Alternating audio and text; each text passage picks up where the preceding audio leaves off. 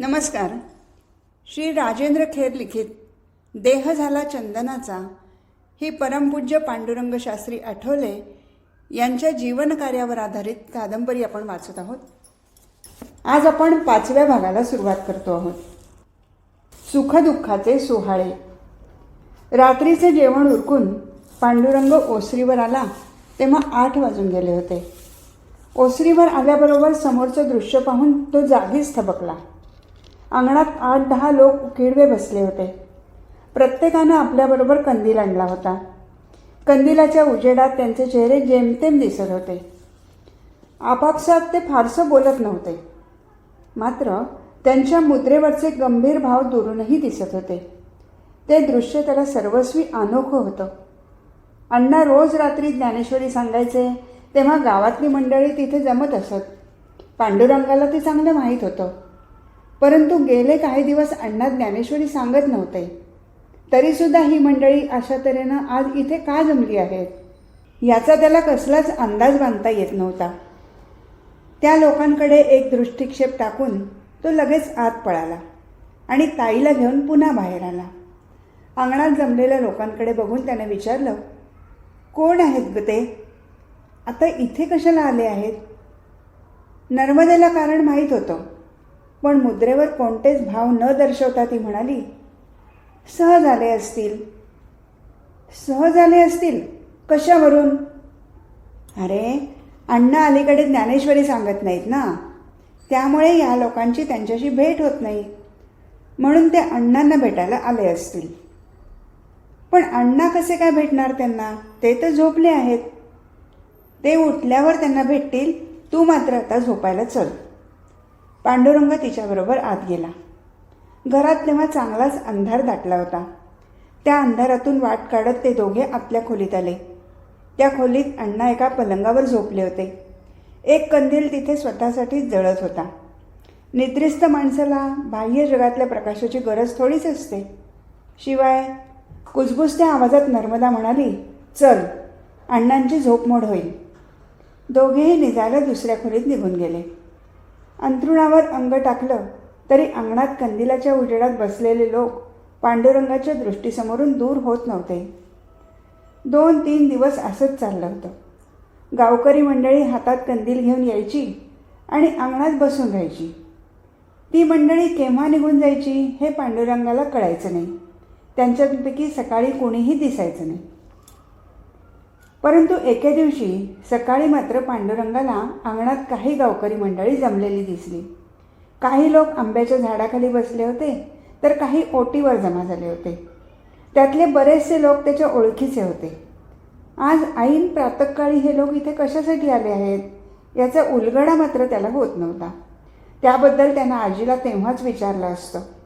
परंतु त्याआधी आजीच नर्मदेला उद्देशून घोगऱ्या आवाजात म्हणाली, याला गोखल्यांच्या घरी घेऊन जा, आज त्याला तिथेच राहू दे. नर्मदा लगबगीनं त्याला गोखल्यांच्या घरी घेऊन गेली. आपल्या घरात काहीतरी अघटित घडलंय याची जाणीव तोपर्यंत पांडुरंगाला झाली होती. काय झालं होतं? अण्णांना काहीतरी झालंय हे तो समजून चुकला होता, पण नेमकं काय झालंय हे त्याला कळत नव्हतं. ते जाणून घेण्यासाठी मात्र त्यानं एक अवाक्षरही तोंडातून बाहेर काढलं नव्हतं. संध्याकाळपर्यंत तो तिथे शांत बसून राहिला होता. गोखले काकूंनी त्याला खेळ खेळायला दिला होता. त्याचं मन रमवण्याचा प्रयत्न केला होता, पण त्याचं कशातच लक्ष लागत नव्हतं. कधी एकदा घरी जाऊन अण्णांना बघतोय असं त्याला होऊन गेलं होतं. गोखले काकांनी त्याला घरी नेऊन पोचवलं तेव्हा तिन्ही सांज टळून गेली होती. त्यावेळी घरातल्या मंडळीबरोबर काही नातेवाईक मंडळीही पांडुरंगाला दिसली. त्याचे तात्या दिसले, आई दिसली. दिसले नाहीत ते फक्त अण्णा. साऱ्या घरभर त्याची नजर भिरभिरली. अण्णांच्या खोलीतही त्याला अण्णा दिसले नाहीत. त्यांचा पलंगही दिसला नाही. तिथली जागा सारवलेली होती. त्या जागेवर एक दिवा जळत होता. दिव्याच्या भोवती विटा आणि त्यावर एक दुरडी पालथी ठेवली होती. त्या खोलीत बायकांच्या गराड्यात आजी बसलेली त्याला दिसली. कंदिलाच्या मंद प्रकाशातही तिच्या नेत्रातील चमकते अश्रू त्याच्या नजरेत भरले. आपल्या आजीला यापूर्वी त्यानं अशा अवस्थेत कधी बघितलं नव्हतं.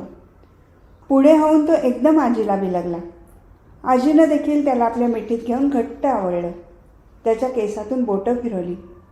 तिच्या बोटांबरोबरच तिच्या नेत्रातून सांडणाऱ्या अश्रूंचीही त्याला जाणीव झाली. त्याचवेळी तात्या तिथे आले आणि त्याला ओसरीवर घेऊन गेले. त्याला जवळ बसवून घेत म्हणाले, पांडुरंगा, आपले अण्णा देवाघरी निघून गेले.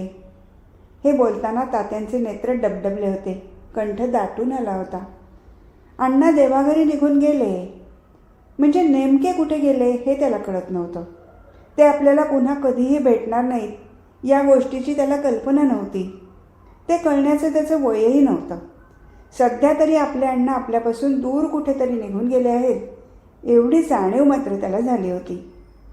त्यानंतरच्या काळात त्याचं मन सैरभैर झालं होतं. कुंडलिका नदीवर अण्णांना तिलांजली देताना आपण हे काय करतो आहोत हेही त्याला कळत नव्हतं.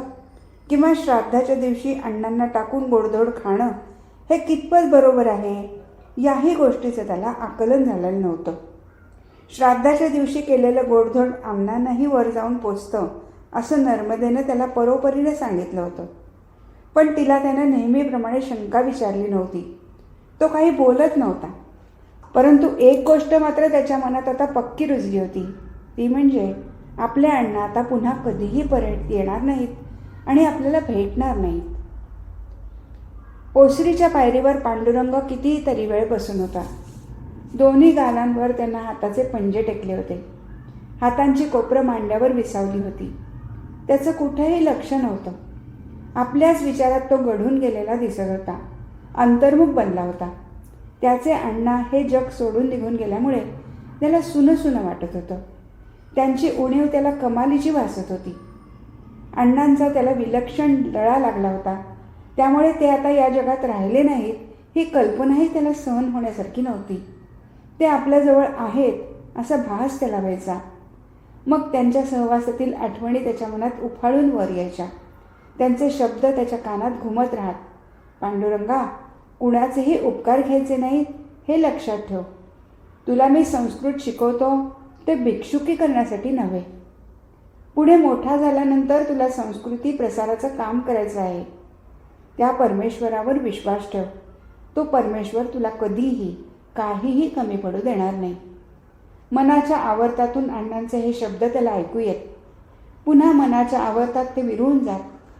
ते शब्द त्याच्या कानाला ऐकू न येता मनाला ऐकू येत. काही वेळा डोळ्यांनाही तसा भास होई.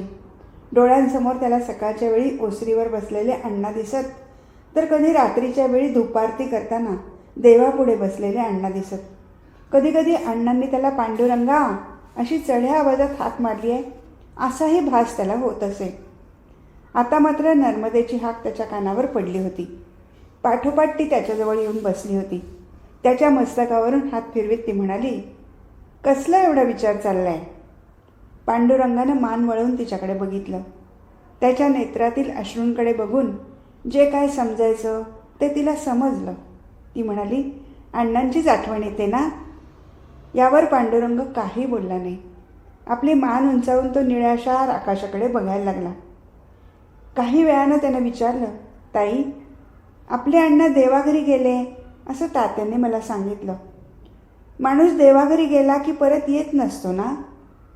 नाही रे, देवाचं घर कुठे असतं ग ताई? तिथे वर आकाशातच असतं ना. हो, मग मेल्यानंतर माणूस इथून इतक्यावर जातोच कसा? त्याची समजूत काढण्यासाठी ताई म्हणाली, त्याला देवाचे दूत तिथे घेऊन जातात. मग ते आपल्याला दिसत कसे नाहीत? कारण ते अदृश्य असतात. अदृश्य असतात म्हणजे कुणालाच दिसत नाहीत? नाही दिसत. मग तुला कसं कळलं देवदूत येतात म्हणून? अरे जाऊ दे, मला नाही बाबा तुझ्यासारखा विचार करता येत. आणि तू सुद्धा असले विचार करीत बसू नकोस. विचार करण्यानं गेलेलं माणूस थोडंच परत येत असतं. पांडुरंग काही बोलला नाही. मान वर करून तो पुन्हा आकाशाकडे बघत राहिला. निळ्याशार आकाशात तेव्हा पांढऱ्या शुभ्र ढगांचे पुंजके जमा झाले होते. त्यातल्या एका पुंजक्याकडे बघून त्याला पुन्हा अण्णांची आठवण झाली. त्या ढगाचा आकार त्याला थेट अण्णांसारखा वाटला. अण्णा गेल्यापासून त्याचं असंच चाललं होतं. पायरीवर बसून तो आकाशाकडे बघत राहायचा. मधूनच त्याला एखादा ढग त्याच्या अण्णांसारखा दिसायचा. मग ताईला हाक मारून तो म्हणायचा, ते बघ, अण्णा आले आहेत आकाशात. हे ऐकल्यावर नर्मदासुद्धा धावत बाहेर यायची. आणि आकाशातल्या आकृतीकडे बघत बसायची. काही वेळातच तो ढग विरून जायचा. मग पांडुरंग हिरमुसला व्हायचा. आत्ताही पांडुरंग आकाशातल्या पांढऱ्या शुभ्र ढगांकडे टक लावून बघत होता. आपली दृष्टी तशीच ठेवून त्यानं विचारलं, ताई, माणूस इथून जातोच का? मला नाही बाबा तुझ्या प्रश्नांची उत्तरं देता येत. सांग ना. देवांना तो माणूस आवडतो म्हणून ते त्याला आपल्या घरी नेतात. मग इतके दिवस आपले अण्णा देवांना आवडत नव्हते? मी देवांना आवडत नाही, तूही आवडत नाहीस? त्याच्या तोंडावर एकदम हात ठेवून ती घाबऱ्या घुबऱ्या स्वरात म्हणाली, देवाला आपण सारे आवडतो. पण पण मला नाही उत्तर देता येत. सांगितलं ना, आपले अण्णा आपल्यापासून दूर गेले आहेत एवढंच मला समजतं. पण ते सारखे माझ्याबरोबर आहेत असंही मला वाटतं. असं का गं वाटतं ताई? तिनं काहीच उत्तर दिलं नाही. तेव्हा तोच पुढे म्हणाला, ताई, मी त्यांच्यासारखाच खूप शिकणार, त्यांच्यासारखंच काम करणार, खूप मोठं काम. मग तू बघशीलच. तेव्हा तू म्हणशील, पांडुरंगा, आपल्या घराण्याचं नाव काढलंच बरं. त्याच्या मस्तकावरून प्रेमळपणानं हात फिरवीत नर्मदा म्हणाली, का नाही म्हणणार तसं? माझा लाडका भाऊ मोठा झालेला बघण्यात मला केवढा आनंद होईल म्हणून सांगू. मी कितीही मोठा झालो तरी तुला विसरणार नाही बरं का ताई. मला खात्री आहे बाळा तुझ्याविषयी. मी कुठेही असले तरी तुझ्या मनातून कधीच दूर जाणार नाही. खरं ना? पांडुरंगानं होकारार्थी मान हलवली. तेवढ्यात आजी ओसरीवर आली. म्हणाली, अरे, शाळेची वेळ झाली ना, चल लवकर, थोडं खाऊन घे. पांडुरंगानं व्याकुळ नजरेनं आजीकडे पाहिलं. मी नाही जाणार शाळेत असं तो तिला म्हणालही असता, परंतु आजीकडे बघून त्याच्या मनातले विचार विरून गेले. आजीचं कुंकुमरहित कपाळ बघून त्याच्या छातीत धस्स झालं. तिचं कपाळ त्याला कोऱ्या पाटीसारखं वाटलं. गतकाळातील गोड आठवणी कुण्या दुष्ट शक्तीनं अकस्मात पुसून टाकल्या आहेत असा विचार त्याच्या मनात येऊन गेला. त्याचवेळी आजी पुन्हा म्हणाली, अरे उठतोस ना. पांडुरंग नाखुशीनं तिथून उठला. अण्णा असेपर्यंत त्याचं शिक्षण घरच्या घरी झालं होतं. त्यामुळे आजी आजोबांपासून क्षणभरही दूर राहण्याची त्याला सवय नव्हती. आजीचा तर त्याला विलक्षण लळा होता. ती काही काळ कुठे दिसली नाही म्हणजे तो कावरावरा व्हायचा. परंतु आता 4-5 तास आजीपासून दूर राहावं लागत होतं, कारण अण्णा गेल्यानंतर आजीनं लगेच त्याला शाळेत घातलं होतं. परंतु शाळेत त्याचं मन रमत नव्हतं. तरीही शाळेत जावं लागत होतं. आताही तो मोठ्या नाकोशीनं शाळेत जायला निघाला. मेंदळे हायस्कूलकडे जाताना त्याचा पाय उचलत नव्हता. जड पावलांनी तो काही वेळातच शाळेत जाऊन पोचला. इतर मुलांप्रमाणेच पांडुरंग एका बाकावर जाऊन बसला. पूर्वी तो अण्णांबरोबर शाळेत यायचा तेव्हा मोठ्या खुशीत पहिल्या बाकावर जाऊन बसायचा. पण आता मात्र काहीच्या दडपणाखाली तो वर्गात येऊन बसला होता, एकटाच. वर्गात पाऊल ठेवल्याबरोबर आजीच्या आठवणीनं त्याचं मन ग्रासलं. आजीपासून आपण कुठेतरी दूर येऊन पडलो आहोत असं त्याला वाटू लागलं. आजी आपल्याला कुठे सोडून तर जाणार नाही अशीही शंका त्याच्या मनात आली. आजीला भेटण्याची उत्कट इच्छा त्याच्या मनात निर्माण झाली. मधल्या सुट्टीपर्यंत त्यानं कसा बसा तग धरला. मधल्या सुट्टीचे टोल पडले मात्र तो तीरासारखा वर्गातून बाहेर पडला आणि शाळेपुढचं मैदान ओलांडून रस्त्यावर आला. उजवीकडचं वळण घेऊन काही क्षणातच घरी येऊन पोचला. आत आल्याबरोबर आजीनं त्याला विचारलं, अरे, आता मध्येच कसा आलास? तिला बिलगून बसत तो म्हणाला, आजी, तुला बघायला आलो. बघायला आलास? का रे बाळा? तुला काय वाटलं तुला मी कुठे सोडून जाईन? पांडुरंग एकदम तिच्या कुशीत शिरला. आजी त्याला थोपटत राहिली. त्यावेळी आजीचे नेत्र भरून आले होते. पुटपुटल्यासारखं ती म्हणत होती, किती लळा लावून घेतलास रे माझा. असं असताना मी तुला दूर ठेवीन का? शाळेत मी तुला कशासाठी घातलं? शिकून सावरून मोठा व्हावास म्हणून ना. मग तेवढ्यासाठी थोडा वेळ तरी आजीपासून दूर राहायला नको का? तूच म्हणतोस ना नेहमी की मला अण्णांसारखं मोठं व्हायचं आहे म्हणून. मग आजीला हुंदका आवरला नाही. तिच्या कुशीतून पांडुरंग बाजूला झाला. मग तिच्या गालावर आपल्या हातांचे पंजे ठेवून म्हणाला, आजी, मी शाळेत जाईन. तू सांगशील तसं करीन. मग आता शाळेत जा पाहू. असं मधूनच घरी यायचं नाही. पांडुरंग मुकाट्याने शाळेत निघून गेला. त्याच्या विचारातच कितीतरी वेळ आजी तिथेच बसून राहिली. 1926 सालची दिवाळी इतरांना सारखीच असली तरी आठवले कुटुंबाला ती नेहमीसारखी नव्हती. कारण ह्या सणासुदीच्या दिवशी घरात अण्णा नव्हते. त्यांना जाऊन अजून वर्षही पुरं झालं नव्हतं. म्हणून आठवल्यांच्या घरी दिवाळीचा सण साधेपणानं साजरा होणार होता. जे काही थोडं गोडधोड करायचं ते मुलांसाठीच करायचं असं आजींनी आधीच ठरवून टाकलं होतं. नरक चतुर्दशीच्या दिवशी तात्या आणि आई मुंबईहून आले. पांडुरंगाची धाकटी बहीण शांतासुद्धा त्यांच्याबरोबर होती. सर्वजण एक खाजगी मोटार करून आले होते. त्यांना आलेलं पाहून नर्मदेला आणि आजीला अतिशय आनंद झाला. पांडुरंगाच्या आनंदाला तर पारावर उरला नाही. आपल्या धाकट्या बहिणीला त्यानं घट्ट मिठी मारली. थोडं स्थिर स्थावर झाल्यानंतर तात्या आपल्या आईला म्हणाले, तुमचं तोंड गोड करायला आलो. आता कुठलं तोंड गोड करतोस तात्या? त्यांना पुढे बोलता आलं नाही. तेव्हा तात्याच म्हणाले, आई तशीच वार्ता आहे. विजयादशमीच्या सुमुहूर्तावर मुंबईला आपण पाठशाळा सुरू केली. अण्णांच्या इच्छेप्रमाणे सारं काही घडून आलं. म्हणून म्हणतो तुला, तोंड गोड कर. अण्णांनाही तिकडे खचितच आनंद झाला असेल. मग आजीने मोठ्या आनंदानं तात्याने दिलेला पेढा ग्रहण केला. मग म्हणाल्या, फार मोठं कार्य केलंस तू तात्या. इकडून तुझी पाठशाळा पाहणं झालं असतं तर केवढा आनंद झाला असता. अण्णा खरं तर येणार होते, पण बरं, दिवाळीची पाठशाळेला सुट्टी दिली आहेस का? हो, 3 दिवस सुट्टी. भाऊबीजेला परत जायचं तसा नियमच मी ठरवून टाकला आहे. एरवी पाठशाळेला सुट्टी द्यायची नाही आणि दिवाळीच्या सुट्टीत देखील भाऊबीजेनंतर लगेच पाठशाळा सुरू. मग तुम्ही सुद्धा? हो, भाऊबीजेला इथून निघणार. आल्या आल्या जायच्या बाता कशासाठी करायच्या? आता 2 दिवस इथे मजेत घालवा. तात्यांनी होकारार्थी मान हलवली. मग काहीतरी आठवल्यासारखं करून आजीने विचारलं, नरहरी आला होता की नाही तुझ्या पाठशाळेच्या उद्घाटनाला? हो, आले होते ना. म्हणजे आणावं लागलं मला. का बरं? तो सारा वृत्तांत तात्यांनी आपल्या आईला कथन केला. तात्यांनी वेगळी पाठशाळा सुरू केली म्हणून गोडसे मामा त्यांच्यावर मनातून रागवले होते. ते समजल्यावर तात्या तडक आपल्या मामांकडे गेले आणि त्यांना म्हणाले, बाबा रागावलात, पण माझाही विचार करा. आठवल्यांची सुद्धा नसावी का एखादी पाठशाळा? म्हणून मी पाठशाळा सुरू केली. मामा काही बोलले नाही. आपल्यामध्येच असे मतभेद निर्माण झाले तर लोक काय म्हणतील?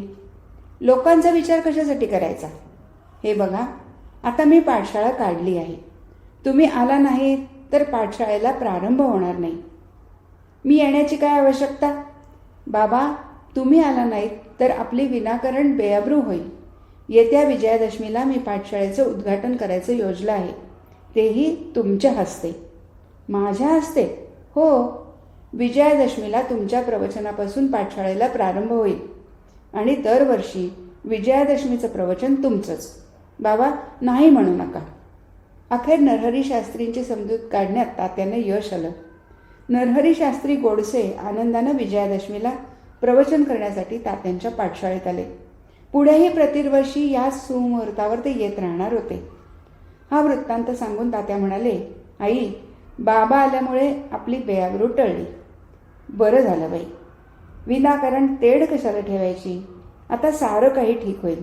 चल, आता तू जरा वेळ आराम कर. प्रवासानं दमला असशील. तात्यांनी मान डोलावली. मग सारा दिवस त्यांनी आरामात घालवला. मुलंही आनंदात खेळली, बागडली. मात्र दिवाळीचा आनंद म्हणावा तसा त्यांना लुटता येत नव्हता. म्हणून संध्याकाळी मुलं तात्यांबरोबर डोंगरावर फिरायला गेली. डोंगरावर मनसोक्त बागडल्यानंतर सर्वजण घरच्या वाटेला लागले. डोंगर उतरून तात्या आणि मुलं पायथ्याला आली तेव्हा दिवस मावळला होता. घराघरात दिवे तेवले गेले होते तर घरांच्या बाहेर झिरमिळ्यांचे आकाशकंदील झळकले होते. त्या आकाशकंदिलामध्ये खोचून ठेवलेल्या पणत्यांचा उजेड खालच्या शेणानं सारवलेल्या अंगणात पसरला होता.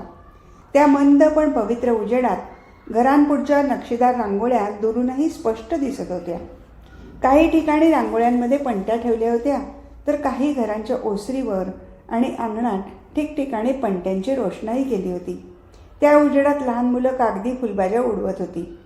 मोठी मुलं चिनी बनावटीचे लवंगी फटाके नाहीतर डांबरी फटाके उडवत होती. त्या फटाक्यांचा आवाज आसमंतात घुमत होता.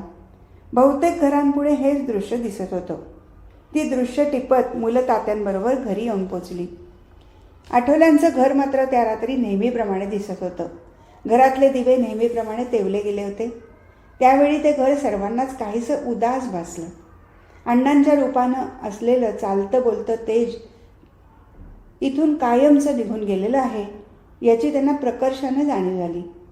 मनाच्या याच अवस्थेत सर्वांनी घरात प्रवेश केला तेव्हा आजी मुलांचीच वाट बघत होती. तात्यांसाठी तिनं दुपारतीची केव्हाच तयारी केली होती.